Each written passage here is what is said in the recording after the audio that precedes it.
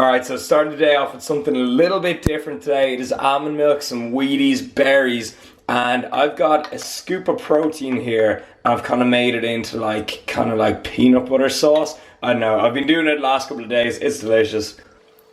Oh, check out that. Take your bowl of cereal to the next level and get some proteins in.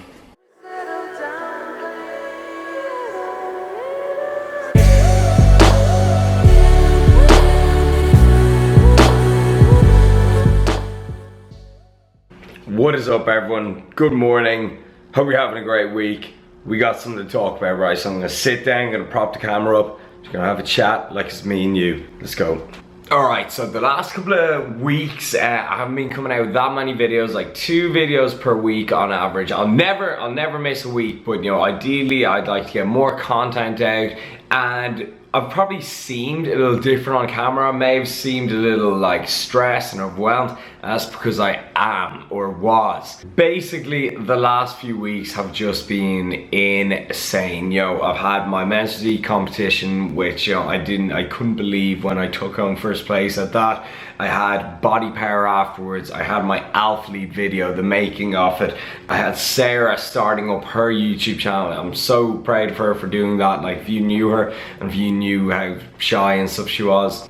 Basically, I just had so much going on, and I'm literally, the only way I could describe how I'm feeling right now is like a come down. I'm like, did all that just happen? Like, it feels like my dreams are coming true, and it's just, sometimes it's crazy for me.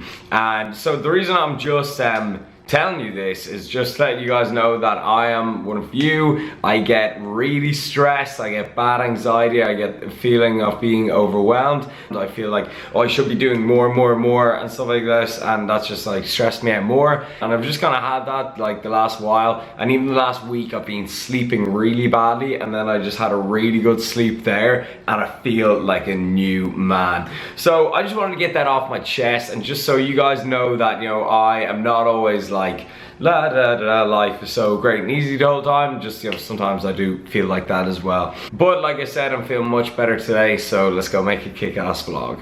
When you wake up in the morning, do me a favor, drink a big bottle of water, nice cold water, just to wake you up, start the day off right. So just having a look at Sarah's channel here, go over to the related channels, and we casually just have Rich Piana down there. You know, like, it's basically the same thing, you know, basically. Like, there's not much difference. We've got the same build. But both of them say Ben & Jerry's don't count.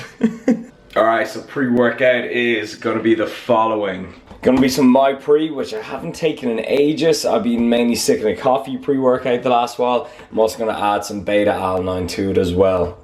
And there is no proprietary blends in My Pre, and there is also a good amount of beta-alanine in it already, but I just like going a little bit higher over the recommended dose, and, you know, seeing as it's cheap, I get it for free, why the hell not? Alright, so I'm going to be completely honest with you guys. I missed a few sessions over the last week, so today is going to be an upper body session. So I'm going to hit chest, shoulders, back. I'm going to start off with a shoulder movement, so that is going to be an overhead press of some sort. Then I'm going to go on to a rowing movement, and then a chest movement such as bench, dumbbells, whatever, then accessory work. So I'm excited. I actually love training complete upper body workouts, because you get a pump everywhere and it feels great. So I always say to people, like, if I could only make it to the gym 4 or 5 times a week, I would just train upper lower. It's an awesome split, so let's go. Yo, what's up, everyone? So I'm gonna do a little voiceover, talk over to this workout.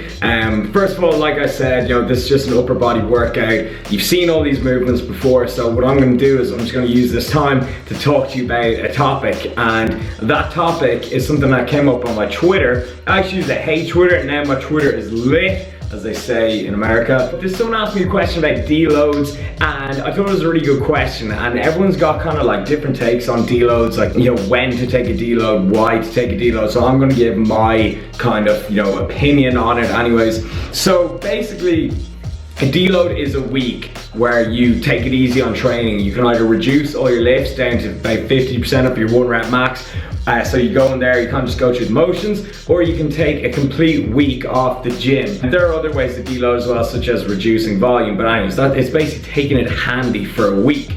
Now, when to deload? Basically, when you feel worn out, banged up, you know, your joints start to hurt, you feel like demotivated, you don't want to hit the gym as much, that would be a good time to take a deload.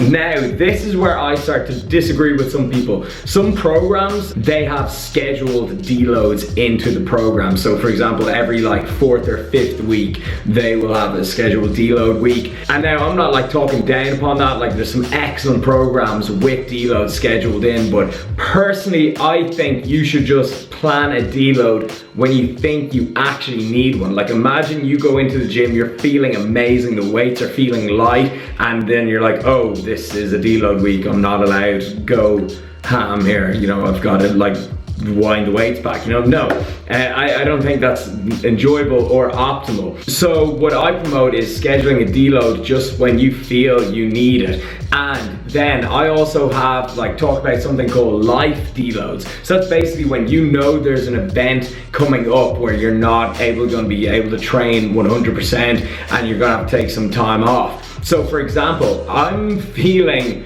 pretty worn out right now. I've like competed last month and I haven't taken a break since then. I've been going 6 days a week. I've still been, you know, kind of like keeping my calories lowish and stuff like that. You know, I kind of feel like having a deload this week, but I'm going away on holidays next week. So I'm gonna hold off until next week and have a bit of a deload then. I call them life deloads. Do you know what I mean? So you schedule them when you know you're gonna have to kind of take it easy on your training a little bit. So now next week when I go on holidays, I'm still gonna train, but I'm just gonna kind of, you know, go in and fool around a little bit and just do like some kind of light exercise. So to wrap things up, deload week, basically taking a week off the gym, we're taking it handy for a week, and I personally recommend just taking them when you feel you need them. We're gonna leave you here. Don't forget to give the video a thumbs up if you're enjoying it. Peace. So post-workout, I'm gonna make up, I'm actually fasted by the way. I told you the odd day I just do intermittent fasting. If I wake up not hungry, I'll just go about my day. So it's like, what time is it? Nearly 20 past 1. It's 20 past 1, and so I'm about to have my first meal of the day. I'm gonna make sweet potatoes and eggs. Oh, oopsies. I'm just so excited. Sweet potatoes are just getting kind of baked in there, and I'm gonna make egg whites and 1 whole egg. And Sarah is having her usual salad, watching some Brittany Lesser. I've got the egg whites cooking there, and I want to just have the eggs separately, but I got this like little mini frying pan for making eggs, and who else? This is like the most OG subscribers remember that little tiny frying pan I had for making pancakes and eggs. It's back. Ah, those were the days. Alright, so first meal of the day. The reason I cook the eggs and the egg whites separately is because I want the egg yolk to go all runny. There we go, meal number 1. Alright, so now we are just going up to Nutriquick.ie to get me a facial. Say what you want. I think it's important to look after your appearance. Sarah always goes in to get you know, stuff done in there. So now they've invited me to go in, and to be honest, I can't wait. I'm getting like all the dead skin removed off my face. What is it? It's like red veins gone and stuff like that. Like 1 red vein just like there. Yeah, so I'm getting rid of that, and I'm really looking forward to it. I get like a face massage and everything. So yeah, I'll see you in there. So are you gonna burn off your little red mark? Yeah, hopefully after this I'll be somewhat decent looking lad. We'll see. Oh, I wouldn't count on it. Okay, we're gonna go ahead to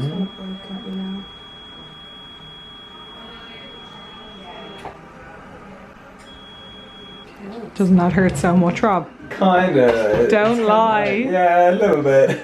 She's so mean, I swear she just Yeah. because she's having it. Alright, so just leaving clear skin there. There was actually a really interesting point made. The person doing my face, they were like, so what's your skincare routine? What do you do? And I'm like, literally all I do is put coconut oil on my face. And she was like, it's so, you know, it's such a coincidence that women tend to have the most skin problems and they put everything under the sun on their face, but men are like, you know, they're a lot less prone to that, and they, you know, keep things a lot more simple. So there's a little food for thought. And yeah, if anyone's asking, as people always do, what is my skincare routine? I literally just use coconut oil as moisturizer. That's it. Literally, that is it. Oh, and if you're wondering what I was getting there, it's called KTP treatment, and it literally just gets rid of any kind of red veins on your face. And I had like this little red mark there that just got zapped off. It was kind of painful, felt like getting a tattoo, but it's grand, it was done in a couple of seconds. Just having a quick burrito bowl. You guys know how it is. Pretty much a staple in my diet. Alright, so I'm just wrapping up this vlog, and I was reminded of something very important that's on today, and that's basically the Leaving Cert. And now only 30% of my viewers are Irish, so those people in different countries, what that is, it's said to be the most important exams that you'll ever sit. It's the exams that decide what college you get into, or if you even get into college.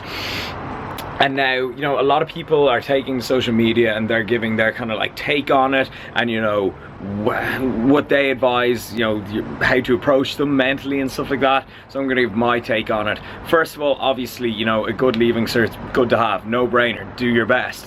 I think that's safe to say. But for those who aren't as prepared as they'd like to be, or those who just, you know, aren't very academic, I'm just gonna give you one little piece of information, okay? You couldn't be going into the real world at a better time where online businesses, entrepreneurship, the social media generation, it's all just going off. It's all just booming. You couldn't be going into the real world at a better time where a piece of paper doesn't define who you are. Let that sink in. It's just right now is like, it's just this really weird stage in the world where academics isn't as important as they may have been 5 or 10 years ago. So do your very best, but what's done is done. Keep a cool head. There's zero benefit to freaking out and stressing out. It's only going to set you back and make you perform worse. So think about what I said. I'm going to leave things up here. Thank you so much for watching. Best of luck. Keep it real. I'm out of here. Until next time.